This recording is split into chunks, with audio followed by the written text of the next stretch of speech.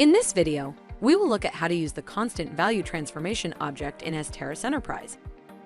The constant value object, found in the transformations section of the toolbox, is used to return a single, predefined value for all records in a dataset.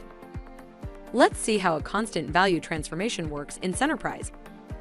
Here, you can see a Dataflow designer where an Excel source object contains employees' data. This data is being auto-mapped to a database destination object, which contains an extra field labeled department. Now we will use the constant value object to append data in the empty department field of our destination object. First, we will drag and drop the constant value object from the transformations section of the toolbox onto the designer. To configure this object, you can either double-click the object's header or right-click on the object's header and select Properties from the context menu. The first window you will see is the Constant Value Map Properties window. Here, we will define the value we want to append to the empty department field in the empty constant value text box. Once done, we will click Next. The next window you will see is the Constant Value General Options window. Here, you can add comments.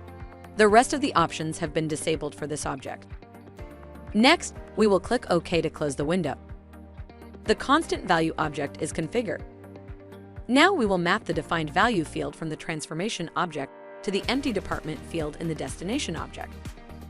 To check if the defined field has been appended successfully, we will right-click on the destination object and select the Preview Output option. A data preview window will pop up. Here you can see that the defined value has been appended successfully in the department field.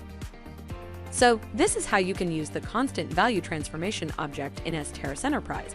You can also visit our documentation site for more information. Thank you for watching.